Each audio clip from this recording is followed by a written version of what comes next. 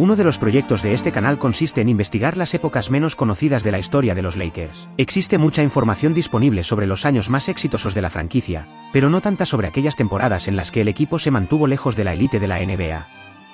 En este vídeo analizaremos la década de los 90, pero más concretamente el periodo que da comienzo con la abrupta retirada de Magic Johnson en noviembre de 1991, y que finaliza con la contratación de Phil Jackson como entrenador jefe en 1999.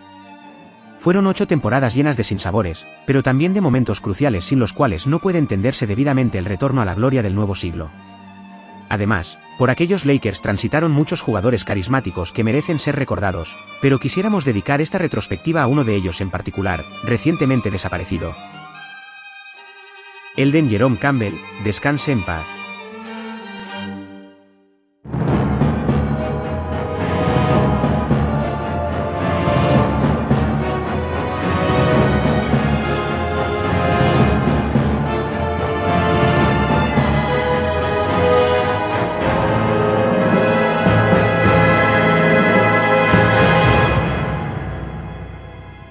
El 7 de noviembre de 1991, Irving Magic Johnson anunció que era portador del VIH y que se retiraba inmediatamente del baloncesto profesional. El impacto fue sísmico, no solo para los Lakers o la NBA, sino para el deporte mundial. Magic no era simplemente una superestrella, era el rostro del Showtime, el motor emocional y táctico del equipo, y el símbolo de una era que había definido a la liga durante la década de los 80.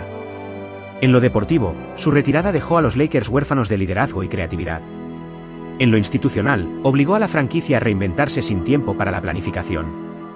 A diferencia de otras transiciones, no hubo un relevo natural ni una despedida gradual. El Showtime terminó de forma abrupta.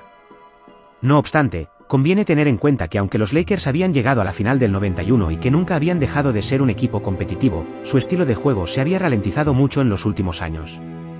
Consideremos, por ejemplo, que mientras que en la temporada del título del 82 habían tenido el cuarto pace más alto de la liga, los Lakers subcampeones del 91 habían sido el antepenúltimo equipo en pace.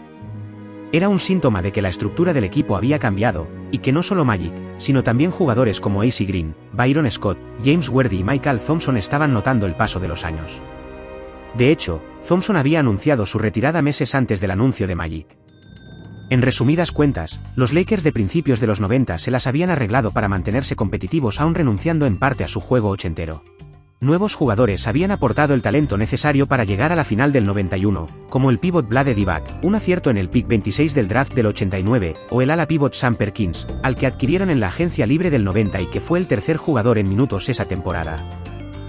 De hecho, el contrato de Perkins, en el contexto del dramático aumento del tope salarial de la liga a finales de los 80, lo convertiría en el mejor pagado del equipo.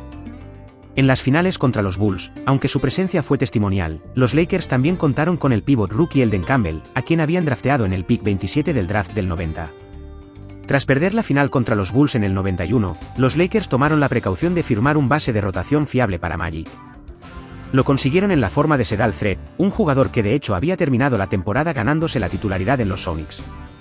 Lo que Threat no esperaba era que también le correspondería ser el base titular de los Lakers en la temporada 91-92, pero lo hizo a un gran nivel.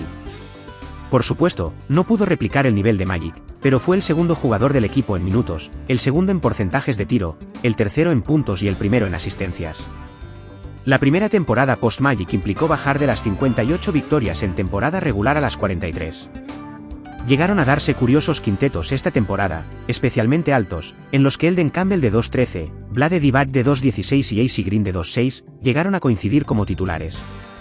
A pesar del bajón durante la temporada, los Lakers se amarraron a la última plaza del oeste para disputar los playoffs, y fueron eliminados en primera ronda por los Portland Trail Blazers, quienes llegarían a la final ese año. Portland era un equipo netamente superior y ganó la serie con justicia, pero cabe mencionar una curiosidad histórica de esa eliminatoria. Consideremos que por aquel entonces las primeras rondas eran a 5 partidos. Tras ganar los Blazers los 2 primeros en casa, y prevalecer los Lakers en el tercero en la suya, el cuarto partido que correspondía jugar en LA tuvo que ser disputado en Las Vegas.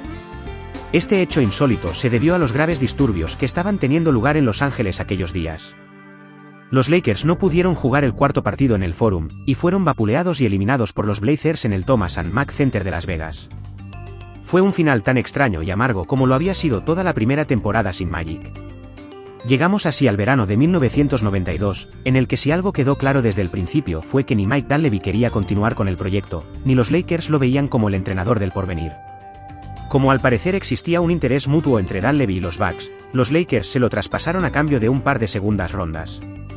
El sustituto de Dunleavy en el banquillo fue Randy Phan, que había sido asistente de los Lakers desde la temporada 85 a 86. La única incorporación relevante para la plantilla aquel verano fue el escolta Anthony Piller, drafteado en el pick 15, y que promedió más de 10 puntos por partido, siendo el primer rookie de la franquicia en anotar en dobles figuras desde Byron Scott en 1984. Los Lakers empezaron bien la temporada, ganando 13 de los primeros 19 partidos, pero tras una mala racha se decidieron a traspasar a Sam Perkins, que había bajado sus prestaciones respecto a la temporada pasada, en el mercado de febrero. A cambio recibieron, de los Seattle Supersonics, a Doug Christie y Benoit Benjamin, ninguno de los cuales contribuyó al equipo, y los resultados empeoraron todavía más. Siendo así que los Lakers ganaron 4 partidos menos que el año anterior, pero volvieron a colarse en la octava posición en los playoffs de la Conferencia Oeste. En primera ronda se enfrentaron a los Phoenix Suns, liderados por el MVP de la temporada regular Charles Barkley. Esta primera ronda contra los Suns merece un análisis más pormenorizado que el del año anterior contra los Blazers. Phoenix acudía como claro favorito, con 23 victorias más de temporada regular, pero los Lakers ganaron los 2 primeros partidos de la serie. Lo hicieron llegando con pequeñas desventajas a los últimos minutos y jugándolos con mayor precisión que los Suns. Los Lakers tenían pues 3 oportunidades para eliminar al líder del oeste, y estuvieron cerca de hacerlo en el tercer partido. En el Forum el marcador llegó a reflejar un 101-100 para los Suns a falta de un minuto y con posesión para los Lakers. Sin embargo, Worthy falló este tiro liberado y Phoenix consiguió imponerse en las posesiones finales, impidiendo la que hubiera sido una de las mayores sorpresas en la historia de los playoffs. El cuarto partido fue una victoria más clara de los Suns, tras sufrir los Lakers una noche aciaga en el tiro. Todo parecía así dispuesto para que Phoenix ejecutara la remontada en el quinto partido en su casa. Pero este encuentro siguió un guión inesperado. Tras una primera parte igualada, los Suns abrieron una ventaja de 11 puntos con este triple de Meyerly. Sin embargo, los Lakers nunca se despegaron y llegaron a ponerse con ventaja a falta de pocos segundos para el final. Mirad este mate de Campbell para dar la ventaja. Tremendo. Esta bandeja de Sedal Thread dio una ventaja de 4 puntos para los Lakers, pero los Suns respondieron con 2 tiros a media distancia de Barkley y Mayer para empatar el partido.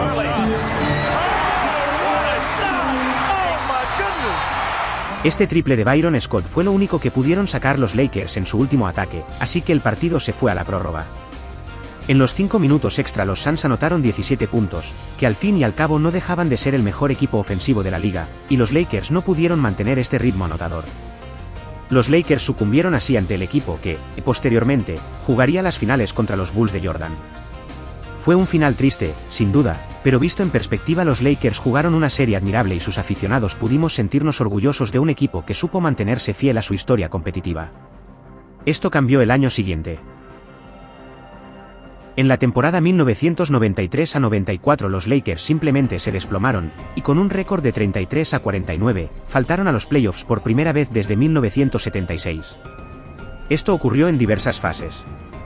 En primer lugar, se renunció a la renovación de A.C. Green y Byron Scott, que habían sido el segundo y quinto jugador en minutos la temporada anterior, sin garantizar ningún sustituto fiable para sus respectivos puestos. Por otra parte, un James Worthy aquejado por una serie de lesiones que habían lastrado su carrera hasta entonces inadvertidamente sufrió un repentino descenso de rendimiento. Fue reemplazado a la segunda unidad, perdió todo protagonismo y se retiró al cabo de aquella misma temporada, con apenas 32 años.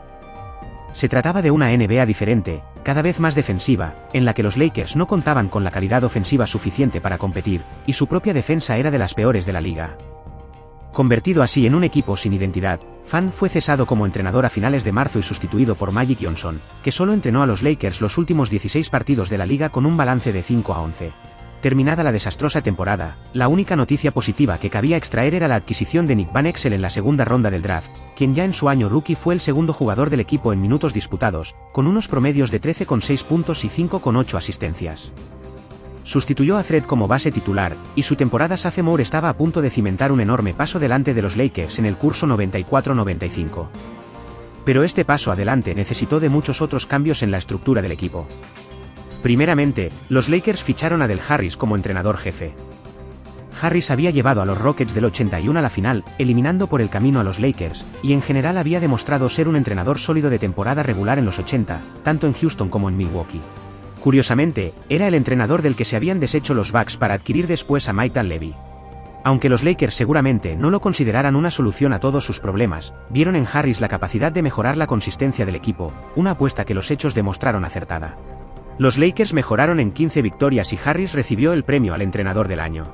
Para ello contó con dos importantes adquisiciones: por un lado, el escolta Eddie Jones, que había sido seleccionado con el pick 10 del draft del 94 y que acabó cuarto en la carrera al rookie del año. No era un novato al uso, pues lo avalaban 3 años de universidad en Filadelfia, y ya en su temporada de estreno fue el mejor defensor exterior de los Lakers, amén de un anotador de porcentajes satisfactorios. En verano los Lakers también habían adquirido al alero Cedric Ceballos, proveniente de Phoenix a cambio de una primera ronda. Fue un precio barato a pagar por un jugador que promediaría 21,7 puntos y 8 rebotes por partido, convirtiéndose en el primer Laker All-Star desde James Worthy en el 92. Los seguidores más veteranos conservan un recuerdo entrañable de este equipo por buenas razones. Tras un par de temporadas a la deriva, los Lakers volvían a ser un equipo competitivo. Van Exel era el líder. El base correoso que imprimió al equipo el cuarto pace más alto de la liga, y que fue el sexto mejor asistente de la NBA. Disponía también de recursos ofensivos para atacar el aro y también para lanzar de 3, tras bote o en catch and shoot, y daba muestra de ello en los momentos cruciales de los partidos.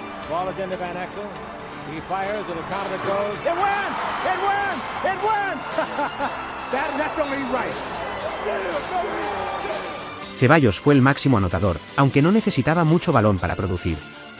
Era un alero que gustaba anotar en la zona, ya fuera por medio de cortes o tras rebote ofensivo, para el cual poseía una gran intuición, y adicionalmente, como muchos otros jugadores en esa temporada en la que se redujo la distancia del perímetro, Ceballos incorporó a su juego un tiro de 3 fiable.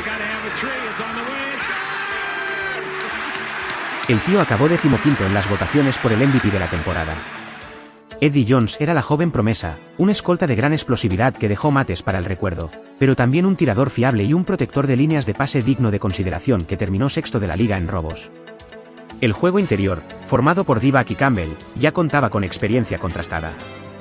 Si bien el recuerdo que muchos aficionados de los Lakers conserven de Blade sea el del pívot ya veterano que nos encontramos en los Kings de 2002, en 1995 Divac era una gran amenaza ofensiva, con múltiples recursos al poste, y un tiro de media distancia impropio entre los interiores de la época. Era también, como es sabido, un gran pasador con una magnífica visión de juego y toma de decisiones, en suma, un pívot de características propias de jugadores muy posteriores. Campbell, por su parte, también contaba con recursos ofensivos para anotar en la zona.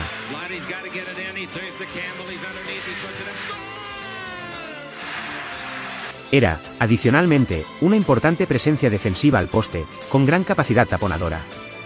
Sedal Threat y Anthony Piller fueron los responsables de que la segunda unidad no quedara a la intemperie, y con estas piezas los Lakers lograron reingresar en los playoffs como quintos clasificados. La primera ronda planteaba un serio desafío, los Seattle Supersonics, que habían cosechado 9 victorias más en temporada regular, y donde jugaba ahora Sam Perkins, a quien los angelinos habían traspasado pocos años atrás.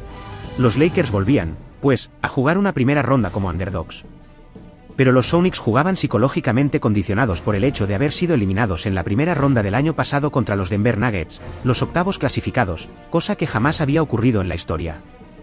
Los de Seattle no estaban dispuestos a repetir tal bochorno, y aunque los Lakers dieron la cara en el primer partido, los Sonics se acabaron imponiendo contundentemente. Pero en el segundo partido los Lakers hicieron algo más que dar la cara, empezaron con un torrente anotador y dominaron el marcador durante toda la primera parte, liderados por un gran acierto de Campbell y Ceballos. Los Sonics reaccionaron en el tercer cuarto, logrando su primera ventaja a falta de 3 y 20 segundos para finalizar el periodo. El partido llegó igualado a los minutos finales, que estuvieron llenos de imprecisiones de ambos equipos. Finalmente, este triple de Ceballos puso una distancia de 5 puntos que los Sonics no pudieron remontar. Contaron con un último tiro para hacerlo, pero los Lakers terminaron igualando la serie. Ya en casa, los Lakers volvieron a salir al partido como una exhalación, activos en defensa y acertados en ataque. Los Sonics volvieron a reaccionar en la segunda parte, pero en esta ocasión no llegaron a tomar ventaja. El partido llegó igualado a los minutos finales, pero en realidad Seattle no llegó a acercarse a menos de una posesión. Fue un final feo, pero tras una sucesión de tiros libres, los Lakers prevalecieron y tomaron ventaja en la serie. Al comienzo del cuarto partido los Sonics anotaron todo lo que habían fallado en los anteriores, ganando 35-26 el primer cuarto. Sin embargo, liderados por un acertado Van Exel, los Lakers recortaron distancias y no permitieron que los Sonics rompieran el partido. Tras mucho remar, y a falta de 8 minutos para finalizar el partido, un triple de Eddie Jones concedió la primera ventaja a los angelinos. A partir de ahí se produjeron múltiples cambios de ventaja, hasta llegar igualados a 108 a falta de 1 minuto. Tras un fallo de Shelf, Shawn Kemp hizo una falta al rebote sobre Campbell, llevando a este a la línea de personal. Campbell no falló. La última oportunidad de los Sonics recayó en manos del Lakers Sam Perkins, quien no logró encestar. Los Lakers volvieron a cumplir con los tiros libres, y acabaron llevándose la serie. Era la primera eliminatoria ganada por los Lakers desde 1991. En las semifinales de conferencia esperaban los Spurs, líderes del oeste con el MVP David Robinson al frente. Fue una serie igualada a 6 partidos, en la que los Lakers volvieron a demostrar su capacidad de enfrentarse cara a cara con equipos muy superiores en temporada regular. El segundo partido hubo de ganarlo San Antonio en la prórroga, y en el quinto partido, ganando los Spurs la serie por 3-1, los Lakers se negaron a rendirse. Volvieron a forzar la prórroga, y esta vez fueron ellos quienes prevalecieron. Campbell in and out. The ball is tipped and it's saved. 3 seconds left. Here's Van Exel. This is for the win. He got it. He got it.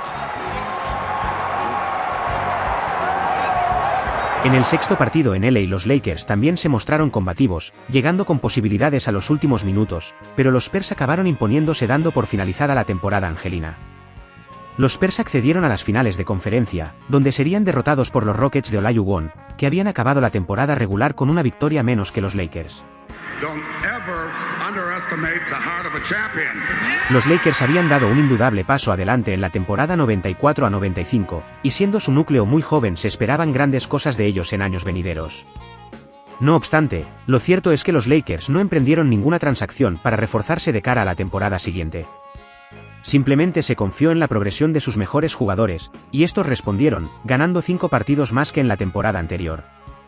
Pero si algún elemento sorprendente tuvo la nueva temporada fue el retorno a las canchas de Magic Johnson. El 30 de enero de 1996, en un partido contra los Warriors, Magic volvió a jugar tras 5 años retirado.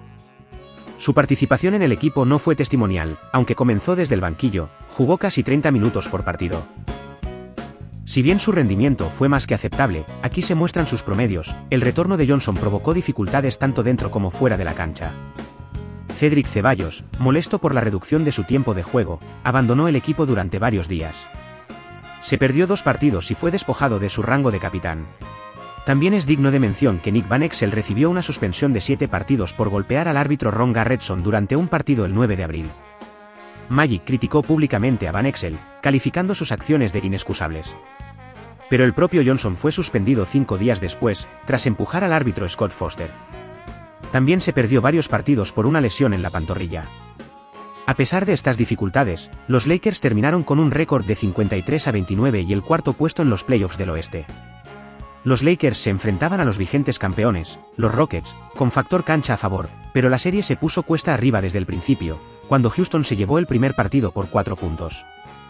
Los Lakers jugaron mal, lo que llevó a Magic a expresar su frustración con su papel en el ataque del equipo. En el segundo partido Johnson lideró la victoria con 26 puntos, pero promedió solo 7,5 puntos durante el resto de la serie, que los Rockets ganaron 3-1. Magic anunció su retirada definitiva poco después. Vale, entonces, ¿cómo podemos valorar el breve regreso de Magic? Bueno, aunque ciertamente los Lakers ya estaban en una buena racha cuando él volvió, es difícil decir que tuvo un impacto negativo en el equipo si atendemos al récord. 24-18 antes de él, 57% de victorias, y 22-10 en los partidos que él jugó, 69%. El propio Magic calificó su retorno como un éxito, y hay algo innegablemente admirable en el hecho de que tras 5 años de inactividad por un motivo tan trágico, un hombre de 36 años fuera capaz de volver al profesionalismo a buen nivel. Sin embargo, el paso atrás de los Lakers en playoffs pudo ser una consecuencia de la pérdida de química en el equipo provocada por la reaparición de Magic.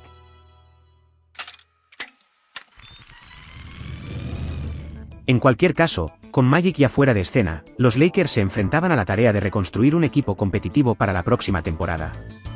En ese sentido, el verano de 1996 fue quizá el mejor de los Lakers desde 1975, cuando adquirieron a Kareem Abdul-Jabbar. y teniendo en cuenta que desde entonces no se ha producido ninguna conjunción de operaciones de relevancia similar, podemos decir que el verano de 1996 fue el más importante para los Lakers en los últimos 50 años. Por orden cronológico, digamos para empezar que Derek Fisher fue seleccionado con el pick 24 de la primera ronda del draft. 2 semanas después, los Lakers traspasaron a Vlade Divac por Kobe Bryant, a quien los Charlotte Hornets habían drafteado con el pick 13. En un principio Divac no quiso irse, pero terminó aceptando. Cabe mencionar que, 8 años después, los Lakers contrataron los servicios de Divac para la temporada 2004 a 2005, aunque las lesiones solo le permitieron jugar 15 partidos. Vladi se retiró como Laker el 14 de julio de 2005. Pocos días después del traspaso Kobe-Divac, los Lakers enviaron a George Lynch, Anthony Piller y un par de segundas rondas de 1998 a Vancouver, a cambio de una segunda ronda del 98, que acabaría convirtiéndose en Ruben Patterson, y otra del 99, con la que los Lakers adquirirían a John Celestin. Seguidamente, los Lakers cortaron a Sedal Thread, así como a Derek Strong y a Fred Roberts. Estos movimientos dejaron el espacio salarial suficiente para que, el 18 de julio de 1996, fuera firmado como agente libre Shaquille O'Neal, por $122 millones a pagar en 7 temporadas. Poco después los Lakers también ficharon a Travis Knight, que había sido drafteado por los Bulls, pero a cuyos derechos habían renunciado después. Este Knight era un pívot proveniente de los Huskies que acabó siendo una grata sorpresa, siendo elegido en el segundo equipo de los rookies ese año, junto a Kobe. Tras un breve periplo por los Celtics, Knight volvería a los Lakers para ganar el título del 2000. Para la temporada 96 a 97 los Lakers también recuperaron a Byron Scott, a fin de brindarle una temporada de despedida con la camiseta de los Lakers. Ya en enero, Cedric Ceballos fue traspasado a los Suns a cambio de Roberto Urri. No deja de ser curioso que el hombre responsable de todas estas transacciones, Jerry West, que en apenas unos meses acababa de construir una futura dinastía, no recibiera el premio al Ejecutivo del Año, cuando sí lo había recibido 2 temporadas antes, por construir el equipo de Van Exel, Jones y Ceballos. Paradójicamente, el Ejecutivo del año 1996 a 97 fue Bob Bass de los Charlotte Hornets, quien acababa de traspasar a Kobe Bryant. En defensa de la concesión de este premio, los Hornets experimentaron aquella temporada una mayor mejora que la que mostraron los Lakers. De hecho, los Lakers solo consiguieron 3 victorias más que el curso anterior, 56. La temporada 96-97 constituye una interesante fusión entre los Lakers del pasado y los del porvenir. De la noche a la mañana el equipo se había despedido de Vlade Divac, el pívot titular de las finales contra Jordan, de Sedal Thread, el base que sustituyó decorosamente a Magic Johnson, y de Cedric Ceballos, lo más parecido a una estrella que los Lakers tuvieron durante años. Mientras que jugadores jóvenes que habían mostrado gran valía en sus primeros años como Van Exel y Eddie Jones coexistían ahora con un nuevo líder caído del cielo, Shaquille O'Neal, y con 2 novatos tan prometedores como Bryant y Fischer. El talento joven mostró las 2 caras de la moneda, su pujanza resultó muy eficaz en temporada regular, pero cuando los Lakers se enfrentaron a los veteranos Utah Jazz en las semifinales de conferencia se vieron claramente superados. Fue en el último partido de esta serie en el que Kobe acabó con las esperanzas de los Lakers con 4 air balls en los minutos cruciales. La primera temporada de O'Neal en los Lakers fue buena, pero tampoco espectacular. Replicó sus estadísticas en los Magic y fue un All-Star indiscutido, pero ni él ni su equipo dieron un paso adelante, y eso lo mantuvo en el tercer equipo All-NBA y el 9º en la carrera por el MVP. Esto cambió en la temporada 97 a 98.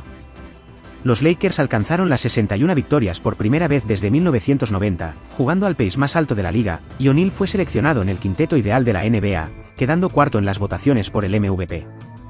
Ganó algo de peso y eso lo convirtió en una presencia aún más imparable en la zona, incrementando sus porcentajes y número de puntos por partido. La única incorporación relevante de los Lakers en verano había sido la firma de Rick Fox como agente libre. Fox era por entonces un alero de 27 años con 6 temporadas de experiencia en la liga, buen tirador y mejor defensor, que en su primera temporada en los Lakers ya fue el tercer jugador en minutos. Los Lakers llevaron ese año 4 jugadores al All-Star Game: O'Neal, Van Exel, Eddie Jones y Kobe Bryant. Kobe, que el año pasado había jugado el partido de los rookies y ganado el concurso de mates, fue con 19 años el All-Star más joven de la historia, siendo además titular gracias a la votación popular. Poco después del All-Star Van Exel sufrió una grave lesión en su rodilla derecha, por la que tuvo que ser operado. Como el equipo siguió ganando con Fischer de titular, el quinteto se mantuvo incluso cuando Van Exel volvió a jugar un mes después. Pocos días antes del comienzo de los playoffs Van Exel volvió a ser suspendido un par de partidos por una pelea con Monty Williams. En primera ronda los Lakers se enfrentaron a los Blazers, el mismo rival que se habían encontrado el año anterior, y al que acabarían venciendo con idéntico resultado, 3-1. Los Blazers ya contaban con muchas de las piezas que se enfrentarían a los Lakers en las míticas finales de conferencia del 2000, como Arvydas Sabonis, Rasheed Wallace y Damon Stoudemire, aunque todavía estaban lejos de alcanzar el nivel que lograrían tras hacerse con Bonzi Wells, Steve Smith y Scottie Pippen, quien en el 98 aún estaba en camino de su sexto anillo con los Bulls. Los Lakers accedieron, según lo dicho, a semifinales de conferencia, donde se encontraron con unos Seattle Supersonics que habían cosechado el mismo récord en temporada regular, y que jugaban con factor cancha porque habían ganado por 3-1 los enfrentamientos directos con los Lakers. El primer partido fue muy igualado, llegando los Lakers con ventaja de 1 punto al último cuarto, pero después atravesaron una crisis de anotación que les impidió llegar con opciones a los minutos finales. Sin embargo, en el segundo encuentro fueron los Sonics los que sufrieron una crisis de anotación. Tras terminar el primer cuarto en cabeza 26-19, en los próximos 3 cuartos los Sonics anotaron 11, 12 y 19 puntos, para acabar con un total de 68. Los Lakers anotaron 24 más, la mayoría de ellos aportados por O'Neal, Jones y Van Exel. Kobe no jugó este partido ni el siguiente por indisposición física, y cuando volvió para el cuarto y el quinto su presencia fue testimonial. El resto de la serie estuvo controlado por los Lakers, que ganaron por una media de 15 puntos los 3 últimos partidos. O'Neal dominó por completo la eliminatoria promediando 30,6 puntos, 9,6 rebotes, 4 asistencias y 4 tapones por partido.